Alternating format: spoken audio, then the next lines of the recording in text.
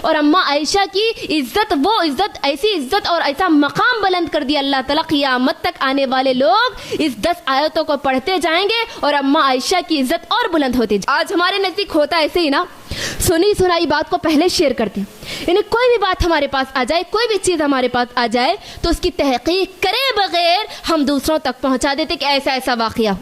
حالانکہ ہونا تو یہ چاہیے، ایک مومن کی صفات یہ ہوتی ہے، اگر کوئی خبر آپ کے پاس آ جائے تو آپ اس کو دوسروں تک اس وقت تک نہیں بیان کرنا جب تک کہ آپ تحقیق کر لے کہ وہ صحیح ہے یا غلط، کہ حسن ظن اختیار کرے، یعنی انسان دوسرے انسان کے بارے میں اچھا گمان رکھے، آخری حالت تک اچھا گمان رکھے، جب تک کہ آپ کے پاس ٹھوس ثبوت نہیں ملتا، آپ کے پاس ایک سچا ثبوت نہیں ملتا، جب تک آپ ایک انسان کے بارے میں اچھا گمان رکھے، بدگمانی سے بچے۔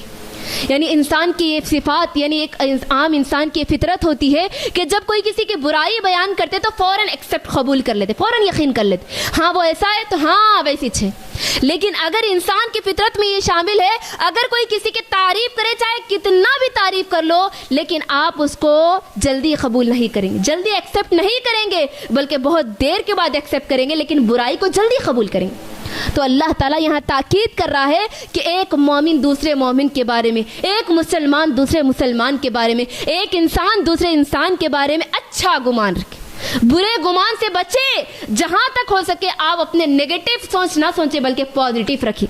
یعنی یہاں پر ایک اصول اور نصیحت کر رہا ہے مجھے اور آپ کو کہ کسی کے بارے میں برا خیال نہ کرو، جہاں تک ہو سکے اگر کسی کی کوئی برائی کر دے تو یہ کہو کہ نہیں وہ ایسا نہیں ہو سکتا، جہاں تک ہو سکے آپ اپنے طرف سے اچھی باتیں، کیونکہ ایک مومن کی عزت کا دفاع کرنا مومن پر حق ہے، مومن کا ایک دوسرے پر حق یہ ہے کہ آپ اس کی عزت کی دفاع کریں، عزت کا اس کی عزت کا خیال رکھیں۔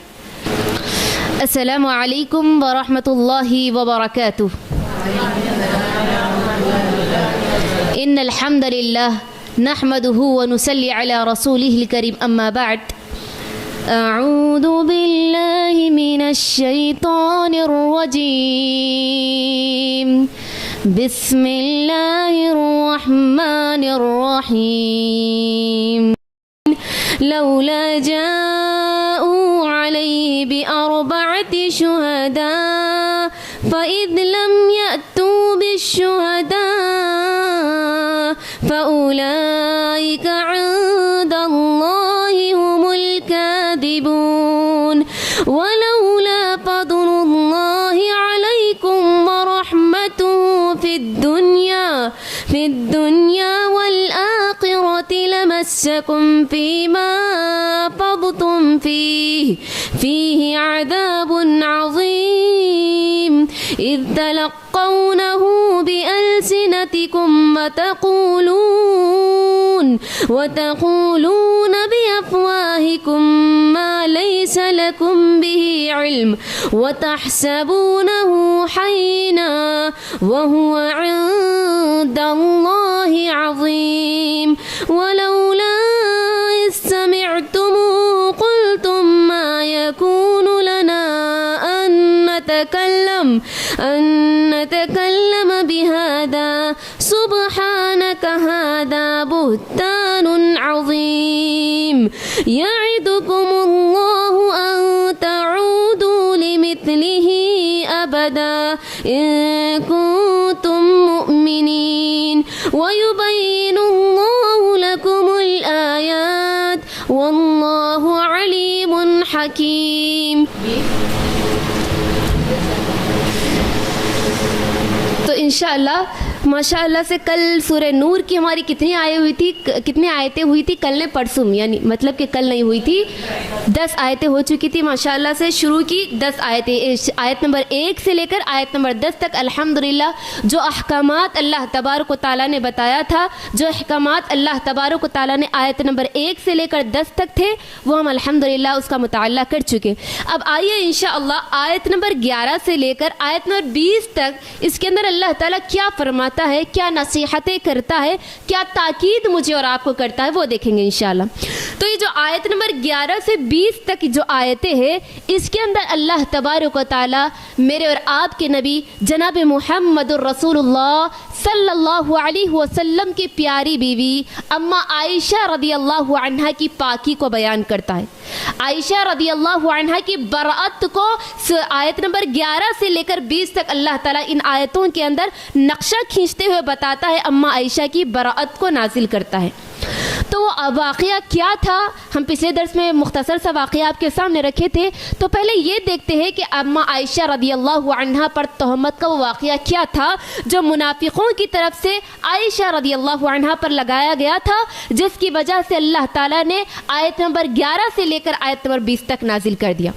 تو آئیے حضرت عائشہ رضی اللہ عنہ خود یہ واقعہ بیان کرتی ہے, یعنی حدیث ہے, حضرت عائشہ رضی اللہ عنہ خود واقعہ بیان کرتے ہوئے کہتی ہے کہ اللہ کے نبی صلی اللہ علیہ وسلم کا معمول تھا, یعنی اللہ کے نبی صلی اللہ علیہ وسلم کا یہ معمول تھا کہ جب بھی آپ سفر میں جاتے, کسی غزوے کے لیے جاتے, کسی جنگ لڑنے کے لیے جاتے, تو آپ اپنی بیویوں میں سے کسی ایک بیوی کو ساتھ لے جاتے.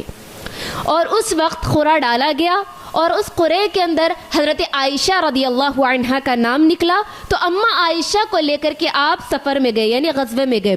اب جیسے ہی غزوے میں گئے, یعنی جنگ میں گئے, جنگ ہونے کے بعد جب آپ جنگ سے واپس ہو رہے تھے, یعنی غزوہ بنو المستلق, کون سی جنگ تھی یہ؟ غزوہ بنو المستلق میں گئے تھے آپ. یعنی یہ جو واقعہ تھا غزوہ بنو المستلق 6 ہجری میں واقعہ ہوا نا.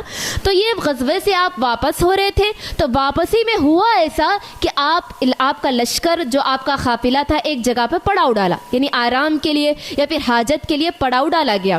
تو وہاں پر جب قافلہ رکتا ہے تو وہاں پر قافلہ رکنے کے بعد عائشہ رضی اللہ عنہا اپنی سواری سے اتر کر بیت الخلاء کے لیے جاتی, یعنی حاجت کے لیے جاتی ہے. عائشہ رضی اللہ عنہا جیسے ہی قضائے حاجت کے لیے جاتی ہے تو وہاں پر ان کا ہار گم ہو جاتا ہے. جب وہ واپس آتی ہے اپنی یعنی واش روم سے ہو کر کے آتی ہے تو دیکھتی ہے کہ ہار تو گم گیا ہے. تو اب اما عائشہ سوچتی ہے کہ یہ ہار تو بہت قیمتی ہے, تو پھر واپس پھر جاتی ہے وہیں پر, جہاں پر وہ واش روم کے لیے گئی تھی, پھر واپس وہیں پر جاتی ہے.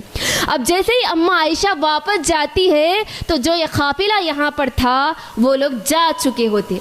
اور اس زمانے میں ہوتا ایسا تھا کہ عورتیں کم عمر ہونے کی وجہ سے, یعنی عورتیں ہلکی پھلکی ہوا کرتی, یعنی ہیلدی نہیں ہوا کرتی تھی, ان کا وزن بہت کم ہوا کرتا تھا. تو صحابہ نے دیکھا کہ جو ہودج اٹھا رہے تھے سواری پر رکھنے کا, اس کو رکھ دیا یہ سمجھ کر کہ اس کے اندر حضرت عائشہ موجود ہے, یعنی پردے کا حکم نازل ہو گیا تھا. تو صحابہ کرام عورتوں کو نہیں دیکھا کرتے تھے, تو یہ سمجھ کر ہودج رکھ دیا گیا سواری پر کہ اما عائشہ اس کے اندر موجود ہے. لیکن اما عائشہ اس کے اندر موجود نہیں تھی. اب پھر جیسے ہی عائشہ رضی اللہ عنہ ہار ڈھونڈنے کے لیے گئی, ان کو وہ ہار مل جاتا ہے. پھر ملنے کے بعد جب واپس آ کے دیکھتی ہے تو لشکر تو جا چکا ہے. اب عائشہ رضی اللہ عنہ اتنی ذہین تھی کہ وہ سوچتی ہے چلو میں یہیں پر بیٹھ جاتی ہوں, جہاں سے قافلہ چلا گیا تھا وہیں پر بیٹھ جاتی ہوں, جب لوگ مجھے ڈھونڈنے کے لیے آئیں گے واپس آ کر یہیں سے لے جائیں گے. تو پھر بیٹھ جاتی ہے عائشہ رضی اللہ عنہ, بیٹھے بیٹھے ان کو نیند لگ جاتی ہے. اور اب اللہ کے نبی کا یہ معمول تھا کہ آپ یعنی جو غزوہ آپ کا ہوا کرتا تھا اس کے پیچھے ایک آدمی کو چھوڑتے تھے, یعنی جو سامان ان کا گم گیا ہو یا پھر جو سامان چھوٹ گیا ہو تاکہ وہ واپس لا لے. تو ایک صحابی جن کا نام صفوان بن معطل رضی اللہ عنہ تھا, ان کو اللہ کے نبی نے یہ ذمہ داری سونپی تھی کہ جو باقی چیزیں بچ گئی تھی ان کو ساتھ لے کر کے آئے. تو پھر صفوان بن معطل رضی اللہ عنہ جیسے ہی وہاں پر پہنچتے ہیں اور عائشہ رضی اللہ عنہا کو دیکھتے ہیں تو کہتے ہیں انا للہ و انا الیہ راجعون, یعنی اللہ کے نبی کی بیوی ہے, یعنی پردے کے حکم نازل ہونے سے پہلے آپ نے اللہ کے نبی کی بیوی کو دیکھا تھا. تو جیسے ہی دیکھتے ہیں پہچان جاتے ہیں اور کہتے ہیں انا للہ و انا الیہ راجعون, اور اس کے بعد سواری قریب کرتے تھے اما عائشہ کے اور بیٹھنے کے لیے کہتے ہیں, اور اما عائشہ بیٹھ جاتی ہے اور صفوان بن معطل رضی اللہ عنہ عائشہ رضی اللہ عنہا کو لے کر نکلتے. مدینہ تک پہنچنے تک آپ کے درمیان اور اما عائشہ کے درمیان کوئی بات چیت نہیں ہوتی. تو پھر جیسے ہی مدینہ آپ پہنچتے ہیں تو جب لوگ دیکھتے ہیں یہ منظر کو, صفوان بن معطل کو حضرت عائشہ کے ساتھ آتے ہوئے دیکھتے ہیں, تو منافقوں کو تو اب موقع چاہیے تھا, طرح طرح کی باتیں بنانا شروع کر دیتے, تہمتیں لگانا شروع کر دیتے. دیکھو اللہ کے نبی کی بیوی ایک صحابی کے ساتھ یعنی غیر مرد کے ساتھ آ رہی. اللہ اکبر. اللہ کے نبی پر بہتان لگانا, الزام لگانا شروع کر دیتے, اور جو اس الزام کے اندر بہت بڑا سرغنہ تھا وہ عبداللہ بن ابی منافقوں کا سردار تھا, جو مسلمانوں کو طرح طرح کی باتیں کر کے بھڑکاتا تھا. یعنی اماں عائشہ کے خلاف اور باتیں کر کے مسلمانوں کو بھڑکاتا تھا تاکہ مسلمان بھی یہ الزام لگانے میں شامل ہو جائے. طرح طرح کی باتیں بنانے لگے. اللہ کے نبی کی پیاری بیوی پر الزام لگا, بد چلن کا الزام لگانے لگے, تہمتیں لگانے لگے. اب اللہ کے نبی جیسے یہ خبر سنتے بڑے پریشان ہوتی. اب اماں عائشہ جیسے یہ سفر سے واپس آئی, ان کو یہ تہمت کی خبر معلوم نہیں تھی, جس کی وجہ سے اللہ کے نبی کی بیوی یعنی حضرت عائشہ رضی اللہ عنہا جیسے ہی واپس آئی سفر سے تو بیمار ہو گئی. ابھی یہ خبر تو معلوم نہیں تھی, لیکن وہ بیمار ہوئی. تقریباً 1 مہینے تک آپ بیمار تھی. اور اب پھر عائشہ رضی اللہ عنہا دیکھتی ہے کہ میں بیمار ہونے کے بعد بھی اللہ کے نبی کا وہ حسن سلوک میرے ساتھ نہیں ہے جو پہلے ہوا کرتا تھا. یعنی جب میں بیمار ہو جاتی تو اللہ کے نبی مجھے بہت پوچھا کرتے, یعنی بار بار حال پوچھا کرتے. آپ کی شفقت کا یہ عالم ہوتا کہ آپ میرے قریب بیٹھے رہتے, لیکن میں دیکھتی ہوں کہ اللہ کے نبی اس بیماری میں میرے ساتھ نہیں ہے, آپ کو وہ معاملہ میرے ساتھ نہیں ہے, آپ کی وہ شفقت کا معاملہ میرے ساتھ نہیں ہے جو پہلے ہوا کرتا تھا. پھر بھی حضرت عائشہ خاموش ہو جاتی ہے, لیکن حضرت عائشہ کو یہ معلوم نہیں ہوتا کہ یہ تہمت آپ پر لگائی گئی, اور اللہ کے نبی بھی آپ سے ذکر نہیں کرتے. پھر ہوا ایک دن کہ مدینے میں جو ہے بیت الخلاء جو ہوتا ہے, قضائے حاجت جو ہوتا ہے, وہ گھروں میں نہیں ہوا کرتا, یعنی گھروں سے دور ہوا کرتا تھا. تو اسی طرح آپ قضائے حاجت کے لیے ایک دن گئی. یعنی قضائے حاجت کے لیے جانے کے بعد وہاں پر آپ کی ملاقات ایک صحابیہ سے کس سے ہوئی؟ ام مستح بن اساسہ رضی اللہ عنہ کی ماں سے ہوئی. جیسے ان سے ملاقات ہوئی تو مستح جو یہ صحابی تھے, صحابی کی ماں تھی ام مستح, انہوں نے اس واقعے کو حضرت عائشہ کو بتلا دیا. کیا تمہیں نہیں معلوم تمہارے بارے میں ایسی ایسی افواہ چل رہی, ایسی ایسی خبر چلی. اللہ اکبر. جیسے ہی حضرت عائشہ رضی اللہ عنہا اس بات کو سنتی ہے تو اور بیمار ہو جاتی ہے, اتنا صدمے میں پہنچ جاتی ہے, اتنے غم میں پہنچ جاتی ہے کہ اللہ اکبر. فوراً گھر پہنچنے کے بعد اللہ کے نبی صلی اللہ علیہ وسلم سے کہتی ہے کہ اے اللہ کے نبی صلی اللہ علیہ وسلم, میں اپنے والدین کے گھر جانا چاہتی ہوں, یعنی میں اپنے ماں باپ کے پاس جانا چاہتی ہوں, آپ اجازت دے دیں. تو اللہ کے نبی آپ کو اجازت دے دیتے ہیں, اور حضرت عائشہ اپنے ماں باپ کے گھر ام رومان اور ابو بکر رضی اللہ عنہ کے گھر جاتی ہے, اور کہتی ہے جانے کے بعد اپنے ماں باپ سے پہلے ام رومان اپنی ماں سے کہتی ہے کہ اے ماں, میرے بارے میں ایسی ایسی افواہیں پھیلائی جا رہی ہے, کیا یہ بات صحیح ہے؟ تو ماں کہتی ہے ہاں بالکل صحیح ہے, لیکن تم فکر نہ کرو, اللہ تبارک و تعالیٰ کوئی نہ کوئی راستہ نکال دیتا ہے. اور پھر حضرت ابو بکر بھی بڑے پریشان, بڑے غم زدہ, اور اماں عائشہ جیسے اپنے ماں باپ کے گھر جاتی ہے, اپنے والدین کے گھر جاتی ہے, تو کئی دن تک روتے رہتی ہے. اتنا روتی, نہ اپنے کھانے کا خیال ہوتا ہے, نہ اپنی صحت کا خیال ہوتا ہے. ایک جگہ پر بیٹھی روتی رہتی, تو اسی حالت میں بیٹھی ہوتی. اور جیسے اب ابو بکر اپنے ان کے باپ حضرت عائشہ کو دیکھتے تو بڑے غم زدہ ہوتی. اس کے بعد اب یہاں پر عائشہ رضی اللہ عنہ کے والدین کے گھر جانے کے بعد اب یہاں پر رسول اللہ صلی اللہ علیہ وسلم اپنے صحابہ کو بلا کر حضرت عائشہ کے بارے میں پوچھتے. سب سے پہلے اسامہ بن زید رضی اللہ عنہ کو بلاتے. اللہ کے نبی کہتے ہیں کہ بتاؤ عائشہ رضی اللہ عنہ کے بارے میں تمہاری کیا رائے ہے؟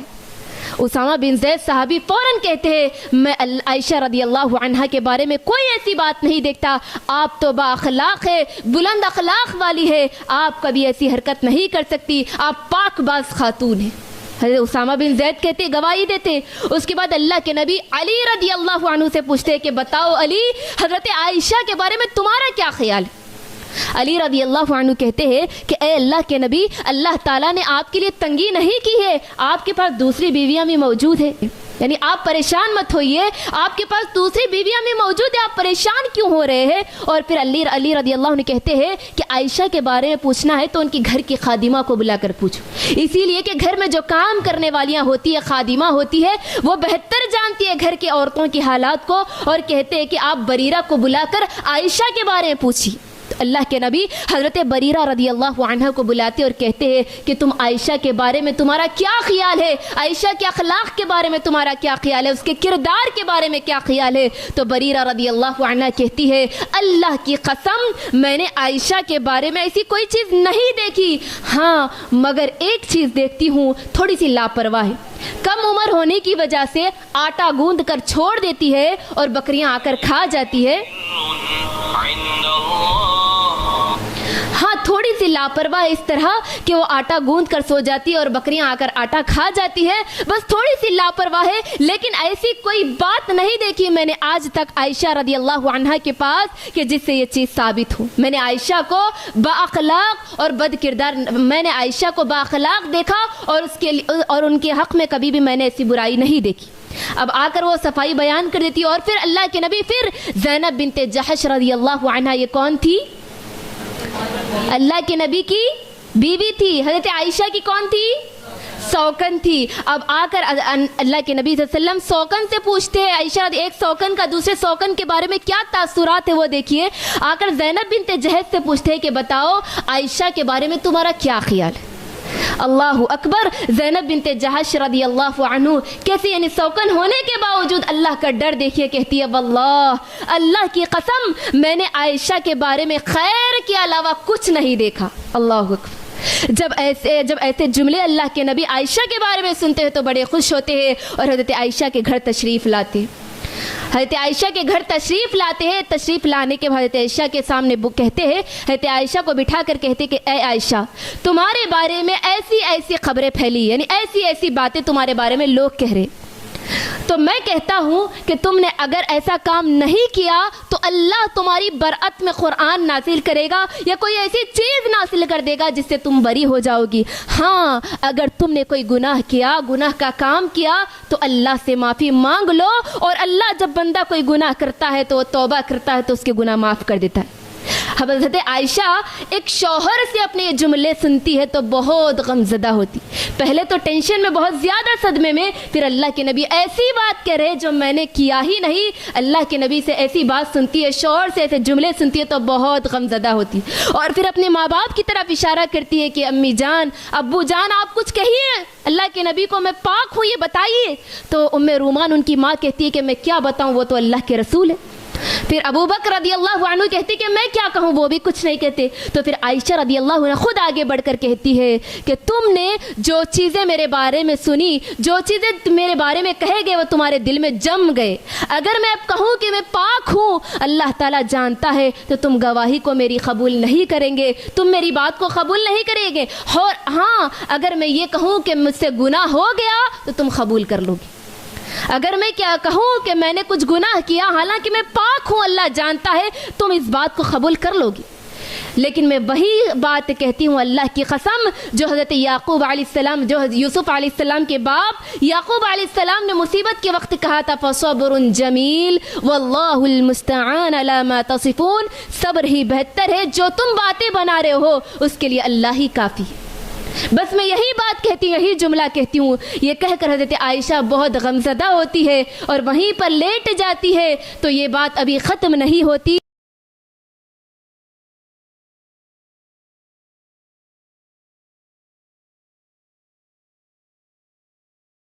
यानी अल्लाह के नबी पर वो कैफियत तारी हो जाती जो वही के वक्त तारी होती। अल्लाह के नबी एकदम यानी निढाल हो जाते और अल्लाह के नबी पर वही उतरना शुरू हो जाती है। और वही ख़त्म होने के बाद अल्लाह के नबी सल्लल्लाहु अलैहि वसल्लम की ज़ुबान मुबारक से जो पहला जुमला निकलता है, अल्लाह के नबी बड़े खुश होते हैं और मुस्कुरा कर कहते हैं, ऐ आयशा, अल्लाह ने तुझे बरी कर दिया।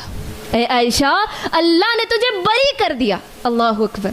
हज़रत आयशा को ये तसव्वुर नहीं था कि अल्लाह ताला कोई ऐसी आयतें नाजिल करेगा। हज़रत आयशा ये सोचती थी कि अल्लाह के नबी को कुछ ख्वाब में बताया जाएगा, लेकिन अल्लाह ताला आसमान से आयतें नाजिल करेगा उनके हक़ में, ये नहीं सोचा था। और अल्लाह के नबी इतना खुश हो जाते हैं कि हज़रत आयशा को कहते हैं कि अब अल्लाह ने तुझे तो बरी कर दिया। हज़रत आयशा बड़ी खुश होती है। और फिर उनकी माँ कहती है कि उठो, अल्लाह के नबी का शुक्रिया अदा करो। तो आयशा रदी अल्लाह अन्हा कहती है कि मैं अपने नबी का शुक्रिया क्यों अदा करूं, जबकि अल्लाह ने मुझे पाक कर दिया और अल्लाह ने मेरे बारे में आयत नाजिल की, तो मैं अल्लाह के नबी का शुक्रिया क्यों अदा करूं। उसके बाद अल्लाह तबारक व तआला ये आयत नंबर 11 से लेकर आयत नंबर 20 तक जो ये वाक़या हुआ उसकी पूरी तफसील और उसके बारे में पूरी वजाहत आयत नंबर 11 से लेकर 20 तक अल्लाह ताला नाजिल करके क़यामत तक ये बतला देता है कि हज़रत आयशा का मकाम क्या है, मर्तबा क्या है। बरअत को भी अल्लाह ताला नाजिल कर देता है। یہ واقعہ تھا اصل، یعنی جو آیتیں نازل ہونے کا مقصد تھا، آیت نمبر 11 سے لے کر 20 تک یہ واقعہ تھا جس کی وجہ سے یہ آیتیں نازل ہوئی. ٹھیک ہے، اب آئیے اصل آیتوں کی طرف. آیتوں میں اللہ تعالیٰ کیا بیان کرتا ہے، کیا تاکیدیں مجھے اور آپ کو کرتا ہے، کیا نصیحتیں کرتا ہے. تھوڑا سا مصحف نکالیے، آپ لوگوں کے لیے آسانی ہوگی انشاءاللہ. اسی لیے کہ مصحف سامنے رہے گی تو انشاءاللہ آپ لوگوں کے ذہن میں یہ باتیں رہے گی. اس لیے اگر آپ یہیں پر سن لیں گے تو یہ چیزیں یہیں پر ختم ہو جائے گی. جیسے ہی آپ یہاں پر سن لیں گے اور پھر گھر چلے جائیں گے نا تو بات پوری چیزیں بھی آپ کے دماغ سے آؤٹ ہو جائے گی. اسی لیے میرے استاد محترم بڑا اچھا جملہ کہا کرتے تھے، ہم طالبات کو نصیحت کرتے ہوئے کہتے تھے کہ العلم صید والکتابۃ قید، یعنی علم ایک شکار ہے، اگر تم اس کو لکھیں گے نہیں تو پھر وہ شکار اڑ جائے گا. تو تم اس کو اگر قید کرنا ہے تو لکھ لو. جب تم ایک مرتبہ لکھ لو گے تو تمہارے ذہن میں رہ جائے گا. تو لکھنے کا اہتمام کرے، جو زبان آپ کو، جو لینگویج آپ کو آتی ہو اس میں لکھ لیا کرے، تاکہ آپ کے فیوچر میں یہ چیزیں کام آئے گی، اور آپ جب دوسروں کو نصیحتیں کریں گے تو تب بھی آپ کو یہ چیزیں کام آئے گی.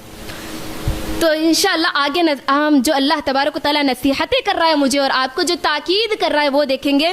آیت نمبر 11 سے دیکھیے اللہ تعالیٰ کیا کہتا ہے. ان الذین جاءوا بالافک عصبۃ منکم لا تحسبوه شرا لکم بل هو خیر لکم لکل امرئ منهم ما اکتسب من الاثم والذی تولى کبرہ منهم له عذاب عظیم. ان الذین جاءوا بالافک عصبۃ منکم، یعنی جو ٹولہ، جن لوگوں نے آپ پر تہمت لگائی تھی وہ تم ہی میں سے ایک ٹولہ تھا. یعنی جو منافقوں میں سے اور جو مسلمانوں میں سے بھی کچھ لوگ یعنی اس بہکاوے کا شکار ہو گئے تھے. تو اللہ تعالیٰ یہاں کیا کہتا ہے کہ جو لوگ تہمت لگائے حضرت عائشہ پر وہ تم ہی لوگوں میں سے ایک ٹولہ تھا. پھر آگے اللہ کیا کہتا ہے، لا تحسبوه شرا لکم بل هو خیر لکم، یعنی اس واقعے کو تم برا نہ سمجھو، جو واقعہ پیش آیا اس کو برا نہ سمجھو.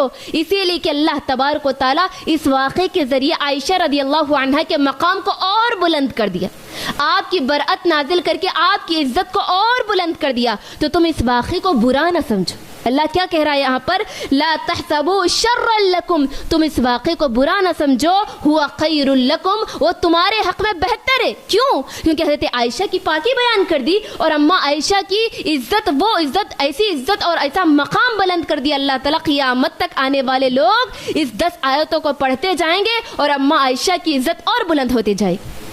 پھر اس کے بعد آگے اللہ تعالیٰ کہتا ہے لِكُلِّ امْرِئٍ مِّنْهُمْ مَا اكْتَسَبَ مِنَ الْإِثْمِ وَالَّذِي تَوَلَّى كِبْرَهُ مِنْهُمْ لَهُ عَذَابٌ عَظِيمٌ، یعنی ان لوگوں میں سے جس نے اس میں جتنا حصہ لیا اتنا ہی گناہ کمایا. لِكُلِّ امْرِئٍ مِّنْهُمْ مَا اكْتَسَبَ مِنَ الْإِثْمِ، یعنی جو جتنا اس میں بڑھ چڑھ کر اس تہمت میں، اس واقعے میں لوگوں نے حصہ لیا اتنا ہی اس نے گناہ کمایا. یعنی جس کے اندر بڑا ذمہ دار کون تھا؟ منافقوں کا سردار عبداللہ بن عبید تھا. اس نے تو بڑا گناہ کمایا، لیکن بعض مسلمانوں میں سے 3 صحابہ ایسے تھے، 2 صحابہ اور 1 صحابیہ ایسے تھے جو یعنی ایک بہکاوے کا شکار ہو گئے تھے اور اماں عائشہ پر تہمت اور بہتان لگانے میں وہ بھی شامل تھے. کون؟ مصطح بن اساسہ رضی اللہ عنہ، اور اسی طرح حسان بن ثابت رضی اللہ عنہ، اور تیسرے زینب بنت جہش رضی اللہ عنہ جو اللہ کے نبی کی بیوی تھی، ان کی بہن حمنہ بنت جہش رضی اللہ عنہ، تینوں شامل تھی. تو اللہ یہاں کیا کہہ رہا ہے کہ جو جتنا اس واقعے میں تہمت میں حصہ لیا بڑھ چڑھ کے اتنا ہی اس نے گناہ کما لیا. پھر آگے کہہ رہا ہے اللہ تعالیٰ والذی تولی کبرہ منہم لہ عذاب عظیم، جو اس حصے کا یعنی جو اس واقعے کا ذمہ دار ہے، جو اس تہمت لگانے میں بڑا ذمہ دار ہے، جو آگے تھا، اس کے لیے تو بڑا عذاب ہے. کون تھا بڑا آگے بڑھ چڑھ کر حصہ لینے والا؟ منافقوں کا سردار عبداللہ بن عبید تھا. تو اللہ تعالیٰ یہاں کیا کہہ رہا ہے، اس کے لیے تو بڑا عذاب ہے نا. جو جتنا حصہ اس میں حصہ لیا اتنا گناہ کو تو کمایا، لیکن اس میں جو بڑا سرگنہ تھا، جو مسلمانوں کو بہکانے میں شامل تھا، اس کے لیے تو بڑا عذاب ہے. پھر آگے اللہ تعالیٰ کیا کہتا ہے، لولا اذ سمعتموه ظن المؤمنون والمؤمنات بانفسهم خیرا وقالوا هذا افک مبین. اللہ تعالیٰ یہاں کہہ رہا ہے کہ تم نے یہ کیوں نہیں کہا مومن مردوں اور مومن عورتوں بانفسهم خیرا، یعنی تم اپنے حق میں اچھی بات کیوں نہیں کہی. یعنی اپنے دل میں جب تم یہ واقعہ سنا تہمت کی تو اپنے دل میں اچھی بات کیوں نہیں کہی. اللہ تعالیٰ مومنوں سے سوال کر رہا ہے. اور آگے اللہ تعالیٰ کہہ رہا ہے وقالوا هذا افک مبین، تم یہ کیوں نہ کہے کہ یہ تو بڑا افک مبین، بڑا بہتان ہے۔ مومن مردوں اور مومن عورتوں سے اللہ خطاب کر کے کہہ رہا ہے جب تم یہ واقعہ سنے، جب تمہارے پاس یہ تہمت آئی تو تم یہ کیوں نہیں کہا کہ اللہ اکبر، ایسی بات نہیں۔ یعنی اللہ تعالیٰ یہاں پر مجھے آپ کو ایک اصول بتا رہا ہے، جب کوئی بری خبر آپ کے پاس آئے، یعنی جب کوئی کسی کے بارے میں برا بھلا بول کر کے کوئی آپ کے پاس آئے یا پھر کسی کی برائی آپ کے سامنے بیان کی جائے تو فوراً آپ کمنٹ کرنا شروع نہ کر دیں، ہو ویسی چھو نو ایسی چھے، ایسا نہ کہے، بلکہ ان کے بارے میں اچھا تصور کرے، ان کے بارے میں اچھی باتیں کہے۔ اسی لیے اللہ تعالیٰ یہاں پر ایک اصول اور نصیحت کر رہا ہے مجھے اور آپ کو کہ کسی کے بارے میں برا خیال نہ کرو، جہاں تک ہو سکے اگر کسی کی کوئی برائی کر دے تو یہ کہو کہ نہیں وہ ایسا نہیں ہو سکتا، جہاں تک ہو سکے آپ اپنے طرف سے اچھی باتیں، کیونکہ ایک مومن کی عزت کا دفاع کرنا مومن پر حق ہے۔ مومن کا ایک دوسرے پر حق یہ ہے کہ آپ اس کی عزت کی دفاع کریں، عزت کا اس کی عزت کا خیال رکھیں۔ اور اللہ کے نبی صلی اللہ علیہ وسلم ایک مومن کی عزت کو کس سے تشبیہ کی؟ کعبۃ اللہ سے بڑھ کر کہا۔ تو ہونا تو یہ چاہیے کہ جب یہ باتیں تم سنے تھے تو یہ کہنا چاہیے تھا کہ نہیں، اللہ کے نبی کی بیوی یہ پاک دامن ہے اور اللہ کے نبی کی بیوی بدچلن نہیں ہو سکتی، اور یہ ایک ایسی بیوی ہے جس کا انتخاب اللہ تبارک و تعالیٰ نے خود کیا۔ آپ یہ کہنا چاہیے تھا۔ تو اللہ تعالیٰ مومنوں سے یہاں کہہ رہا ہے کہ تم کو یہ کہنا چاہیے تھا یہ اللہ کے نبی کی بیوی بدچلن نہیں ہو سکتی، اور یہ اللہ کے نبی کی ایسی بیوی ہے جس کو اللہ تبارک و تعالیٰ نے خود سلیکٹ کیا ہے نا۔ اللہ اپنے نبی کے لیے کون پسند کیا حضرت عائشہ کو؟ اللہ تعالیٰ خود پسند کیا۔ تو تم کیسے سوچ سکتے ہیں کہ حضرت عائشہ ایسا کام کر سکتی ہے؟ تو اللہ تعالیٰ مجھے اور آپ کو یہ نصیحت کرتا ہے، یہ اصول بتاتا ہے کہ جب بھی کوئی کسی کی غیبت کرے آپ کے سامنے، کوئی چغل خوری کرے یا کوئی غلط بات کرے یا تہمت لگائے تو آپ اپنی طرف سے کہہ دے کہ نہیں ایسا نہیں کر سکتے ہو، ہے نا۔ آپ جہاں تک ہو سکے ان کے بارے میں اچھا گمان کرے، اور ایک مومن کی عزت اس کے دفاع کرنا آپ کا حق ہے۔ اس کے بعد آگے اللہ تعالیٰ ارشاد فرماتا ہے لولا جاءوا علیہ بأربعۃ شہداء فإذ لم یأتوا بالشہداء فأولئک عند اللہ هم الکاذبون۔ یعنی تم نے اب تہمت تو لگائی ہے نا، اللہ کے نبی کی پاک بیوی پر تہمت لگائی، لگانے کے بعد 4 گواہ کیوں نہ لے آئے؟ اللہ تعالیٰ کہتا ہے کہ اگر تم تہمت لگائے نا تو 4 گواہ کیوں نہ لے کے آئے؟ بِأَرْبَعَةِ شُهَدَاءَ فَإِذْ لَمْ يَأْتُوا، اور تم نے 4 گواہ نہیں لے کے آئے، فَأُولَئِكَ هُمُ الْكَاذِبُونَ، یہی لوگ جھوٹے۔ یہاں اللہ تعالیٰ کھلا بیان کرتا ہے کہ اگر تم تہمت لگائے، باقی اگر یہ تہمت سچ ہوتی تو تمہارے کو 4 گواہ لانا چاہیے تھا نا۔ تمہارا کام یہ تھا کہ تم 4 گواہ لانا تھا، لیکن تم نے 4 گواہ نہیں لائے، تو یہ سمجھ جاؤ کہ تم ہی جھوٹے۔ اولئک هم الکاذبون، اللہ کہہ رہا ہے کہ تم جھوٹے۔ اللہ اکبر۔ تو یہ سمجھیے کہ جو تہمت لگائے اور پھر خاموش بیٹھ جائے، گواہ بھی پیش نہ کرے، بس انہوں ایسے تہمت لگا کے خاموش بیٹھ جائے، اللہ تعالیٰ ان کے بارے میں کہہ رہا ہے اولئک هم الکاذبون، وہی لوگ اصل میں جھوٹے۔ پھر آگے اللہ تعالیٰ کہتا ہے وَلَوْلَا فَضْلُ اللَّهِ عَلَيْكُمْ وَرَحْمَتُهُ فِي الدُّنْيَا وَالْآخِرَةِ، اگر اللہ کا فضل اور اس کی رحمت تم پر نہ ہوتی دنیا و آخرت میں، لَمَسَّكُمْ فِي مَا أَفَضْتُمْ فِيهِ عَذَابٌ عَظِيمٌ، جو کچھ تم اپنی زبانوں سے باتیں کہہ رہے تھے اس کے بدلے اللہ تبارک و تعالیٰ بڑا عذاب نازل کرتا، یعنی بڑا عذاب آتا۔ یعنی اللہ کے نبی کی پاک بیوی پر جو تم نے تہمت لگائی، جو بہتان تم نے لگایا، جو باتیں تم اپنی زبان سے نکال رہے تھے، اس کے بدلے اللہ تم کو عذاب میں نازل کرتا، لیکن یہ اللہ کا فضل ہے، اس کی رحمت ہے کہ اللہ نے تم کو بچا لیا۔ پھر آگے دیکھیے اللہ تعالیٰ کہتا ہے اِذْ تَلَقَّوْنَهُ بِأَلْسِنَتِكُمْ وَتَقُولُونَ بِأَفْوَاهِكُمْ مَا لَيْسَ لَكُمْ بِهِ عِلْمٌ وَتَحْسَبُونَهُ هَيِّنًا وَهُوَ عِندَ اللَّهِ عَظِيمٌ۔ یعنی تم اپنی زبانوں سے وہ باتیں ایک دوسرے کو شیئر کر رہے تھے، یعنی وہ باتیں تم ایک دوسرے کو بول رہے تھے، اور تم اپنی زبانوں سے ایسی باتیں کر رہے تھے جس کا تم کو علم بھی نہیں، یعنی ایسی باتیں لوگوں کے سامنے بیان کر رہے تھے جس کا تم کو خود علم ہی نہیں، ایسی باتیں لوگوں کے سامنے شیئر کر رہے۔ آج ہمارے نزدیک ہوتا ایسے ہی نا، سنی سنائی بات کو پہلے شیئر کرتے ہیں، یعنی کوئی بھی بات ہمارے پاس آ جائے، کوئی بھی چیز ہمارے پاس آ جائے تو اس کی تحقیق کرے بغیر ہم دوسروں تک پہنچا دیتے کہ ایسا واقعہ ہو۔ حالانکہ ہونا تو یہ چاہیے، ایک مومن کی صفات یہ ہوتی ہے اگر کوئی خبر آپ کے پاس آ جائے تو آپ اس کو دوسروں تک اس وقت تک نہیں بیان کرنا جب تک کہ آپ تحقیق کر لے کہ وہ صحیح ہے یا غلط۔ اور پھر اللہ کے نبی نے کہا کہ جو ایسی بات کرتا ہے یعنی سنی سنائی بات کو آگے پھیلاتا ہے اس کے لیے کبیرہ گناہ، وہ کبیرہ گناہ ہے، اللہ کے نبی نے کہا۔ اور اللہ کے نبی نے کہا، صحیح مسلم کی حدیث ہے کہ انسان کے جھوٹے ہونے کے لیے کافی ہے کہ وہ ہر وہ بات کو پھیلا دے جو سنے، یعنی ہر سنی سنائی بات کو وہ شیئر کر دے، لوگوں تک بیان کر دے جس کی کوئی حقیقت نہیں، اس کے جھوٹے ہونے کے لیے کافی ہے، وہ انسان جھوٹا ہے، اللہ کے نبی کہتے۔ تو سنی سنائی بات کو لوگوں تک بغیر تحقیق کے پہنچانے کے بارے میں اللہ تعالیٰ مسلمانوں کو، مومنوں کو، ہم ایمان والوں کو نصیحت کرتا ہے کہ تم کوئی بھی بات بغیر تحقیق کے نہ کہو۔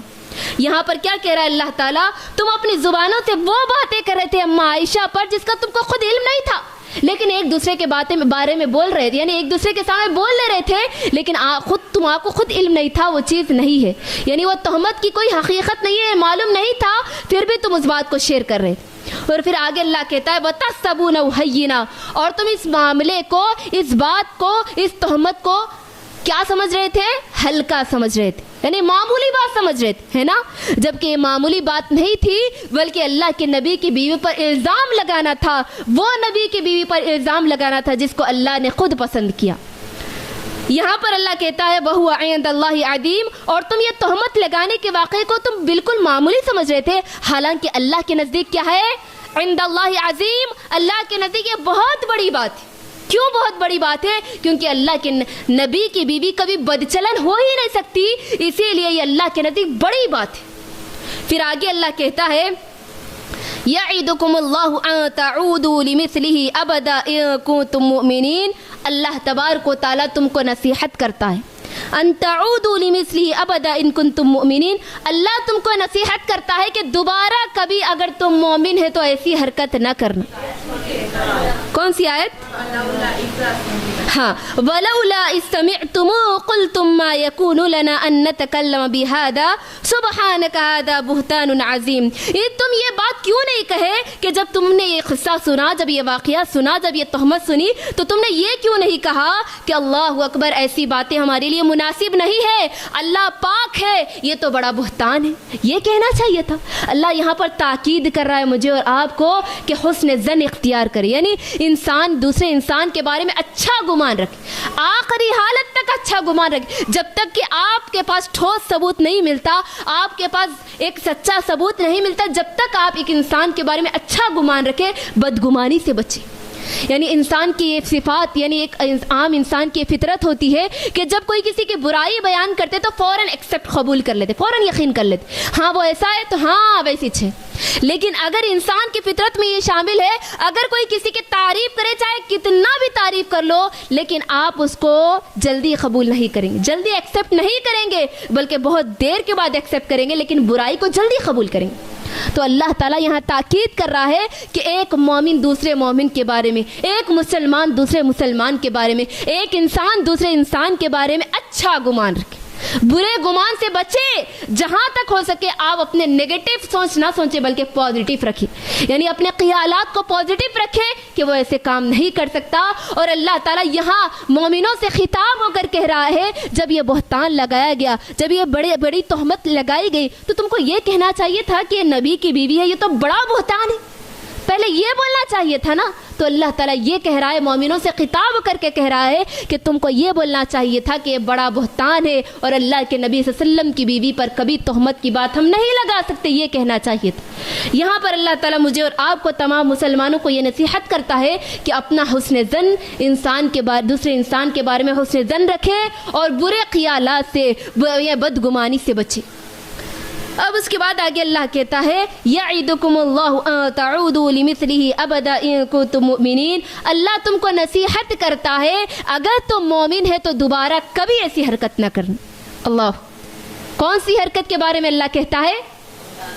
بہتان لگانا، تہمت لگانا۔ اب تم نے تہمت تو لگا دی، یعنی مسلمانوں میں سے 3 مسلمان نے بھی اس بہکاوے میں آ کے تہمت لگایا تھا نا، تو اللہ ان کو بھی نصیحت کرتا ہے کہ اب ہو گئی غلطی، لیکن آئندہ سے اگر تم مومن ہو تو کسی مومن پر کبھی تہمت نہ لگائیں۔ اللہ تم کو نصیحت کرتا ہے۔ کون نصیحت کر رہا ہے بولو؟ اللہ تبارک و تعالیٰ تم کو نصیحت کر رہا ہے کہ اگر تم مومن ہو تو دوبارہ ایسی کبھی غلطی نہ کرنا۔ اب اس کے بعد آگے اللہ تعالیٰ کہتا ہے ان الذین یحبون ان تشیع الفاحشۃ فی الذین آمنوا لهم عذاب علیم فی الدنیا والآخرہ واللہ یعلم وانتم لا تعلمون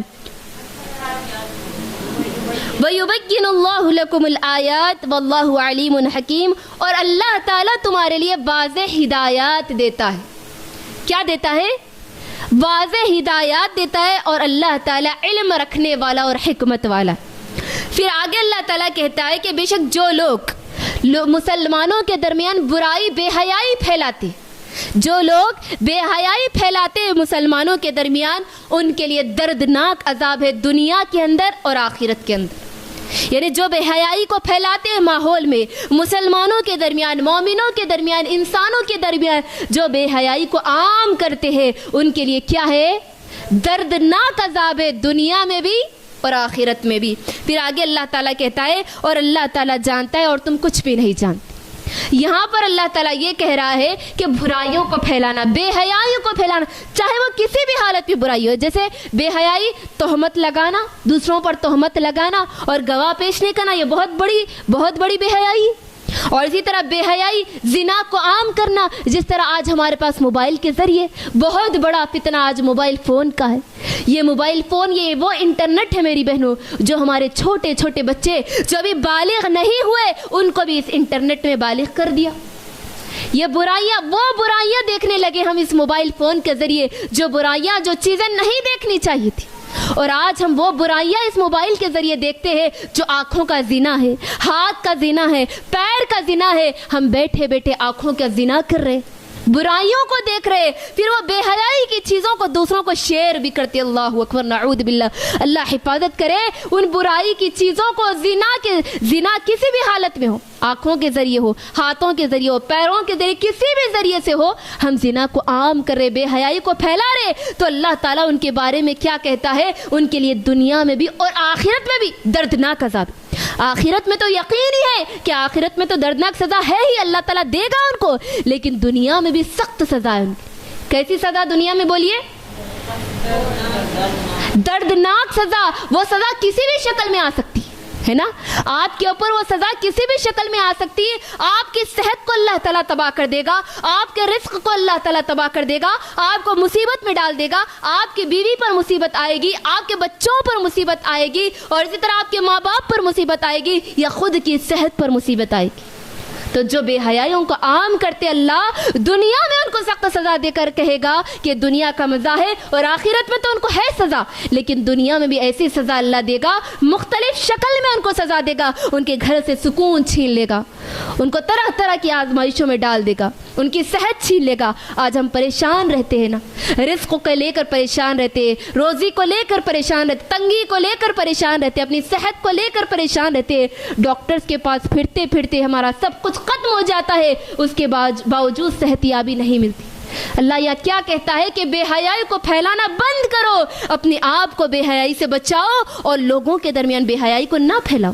یہ اتنا بڑا گناہ ہے کہ اللہ دنیا میں بھی تم کو دردناک عذاب دے گا اور آخرت میں بھی عذاب دے گا. پھر آخر آیت میں اللہ تعالیٰ کہتا ہے وَلَوْلَا فَضْلُ اللَّهِ عَلَيْكُمْ وَرَحْمَتُهُ وَأَنَّ اللَّهَ رَءُوفٌ رَحِيمٌ، اور اللہ کا فضل تم پر نہ ہوتا، اس کی رحمت نہ ہوتی تو تم اس معاملے کو اللہ پیچیدہ بنا دیتا تمہارے لیے. یعنی یہ معاملہ تمہارے لیے واضح نہیں ہوتا، یہ اللہ کا فضل تھا، اس کی رحمت تھی کہ اللہ تعالیٰ، اور تم اور مصیبت میں پڑ جاتے اس مسئلے کے ذریعے، لیکن اللہ نے ان آیتوں کو نازل کر کے واضح کر دیا حضرت عائشہ کی برأت. پھر آگے کہتا ہے وَأَنَّ اللَّهَ رَءُوفٌ رَحِيمٌ، بے شک اللہ تعالیٰ مہربان اور رحم کرنے والا. تو یہ آیت نمبر 11 سے لے کر 20 تک مجھے اور آپ کو کیا سبق ملتا ہے، کیا پیغام ملتا ہے بتائیے. ایک تو 11 سے لے کر 20 تک اللہ تبارک و تعالیٰ نے ایک مکمل واقعے کو کھینچ کر حضرت عائشہ رضی اللہ عنہ کی برأت میں یہ آیت نمبر 11 اور 20 تک نازل کیا ہے نا. اور دوسری چیز اللہ نے یہ بتلا دیا، قیامت تک آنے والے لوگوں کے لیے یہ بتلا دیا، یہ نصیحت کی، یہ تاکید کی کہ کسی پر اگر تہمت لگایا، تم نے بہتان لگایا، تو اس کا انجام کیا ہوگا، اور دنیا میں کیا اس کا انجام ہے اور آخرت میں کیا انجام ہوگا، وہ اللہ تعالیٰ نے مجھے اور آپ کو نصیحت کی, اور اس واقعے کو لے کر اللہ تعالیٰ نے وہ چیزوں کے بارے میں نصیحت کی جن چیزوں کے بارے میں ہم خواتین کو جاننا بے حد ضروری. جیسے اللہ تعالیٰ اچھا گمان کی تاکید کر رہا, حسن زن کی تاکید کر رہا برے خیالات سے, اور حسن بد زن سے یعنی لوگوں کے بارے میں برے خیالات سے بچنے کی تاکید کر رہا ہے, اور اسی طرح اچھی خبر پھیلانے کی تاکید کر رہا ہے. کئی چیزوں کی اللہ تعالیٰ اس واقعے کو لے کر نصیحت کر رہا ہے. اور پھر اللہ تعالیٰ یہ بھی کہہ رہا ہے کہ اس واقعے کو تم برا نہ سمجھو, کیونکہ اللہ تعالیٰ نے اس کے ذریعے اماں عائشہ کی عزت کو اور بڑھا دیا, مقام کو اور بڑھا دیا, اور قیامت تک آنے والے لوگوں کے لیے سبق اور یہ آیتیں جو پڑھی جانے والی ہے اس کے ذریعے اماں عائشہ کی عزت اور بڑھتی جائے گی. تو ہم نے یہ چیزیں سیکھا انشاءاللہ, اور انشاءاللہ کل کے درس میں آیت نمبر 20 سے لے کر کے آگے تک انشاءاللہ جو احکامات مجھے اور آپ کو بتائے جا رہے, جیسے اللہ تبارک و تعالیٰ شیطان کے بارے میں, اس کے ہتھ کنڈوں کے بارے میں ارشاد فرماتا ہے, اور اسی طرح کن لوگوں سے پردہ کرنا ہے, کن لوگوں سے نہیں, وہ بھی آگے آ رہا ہے. اور اسی طرح پھر ایک بہترین مسئلہ بھی اس کے اندر آ رہا ہے, یعنی جو عورتوں پر تہمتیں لگاتے اس کے بارے میں بھی. اور اسی طرح پھر القبیثات وللقبیثین, ایک اہم مسائل انشاءاللہ کل کے درس میں انشاءاللہ ہم دیکھیں گے. آج کے لیے آیت نمبر 11 سے لے کر 20 تک انشاءاللہ یہ یاد رکھیے, اور ان لوگوں تک پہنچائیے اس پیغام کو جن لوگوں تک آپ کو پہنچانا چاہیے, آپ کے پڑوس میں ہو یا آپ کے رشتہ دار میں ہو, یا جن لوگوں تک آپ پہنچ سکتے ہیں ان تک پہنچائیے. اس لیے کہ اللہ کے نبی نے کہا, کیا کہا اللہ کے نبی نے, بلغوا عنی ولو آیا, تم پہنچا دو اگرچہ ایک آیت کیوں نہ. تو ہم جو بھی پڑھ رہے, جو بھی نصیحتیں سن رہے, اللہ کا پیغام, اللہ کا کلام جو ہم سن رہے وہ لوگوں تک پہنچائے. یہ میرے اور آپ کی ذمہ داری. صرف آپ کا آنا, سن لینا اور چلے جانا یہ ذمہ داری نہیں, بلکہ اس کلام کو, اس قرآن مجید کے پیغام کو دوسروں تک شیئر کرنا بھی آپ کی ذمہ داری. اللہ تعالیٰ سے دعا ہے کہ الہ العالمین ہم تمام کو اللہ رب العالمین کے پیغامات, اس کے احکامات اور اس کے نصیحتوں پر عمل کرنے کی اور دوسروں تک پھیلانے کی, دوسروں تک پہنچانے کی توفیق عطا فرما. آمین. السلام آخر دعوانا عن الحمد للہ رب العالمین. السلام علیکم ورحمۃ اللہ وبرکاتہ.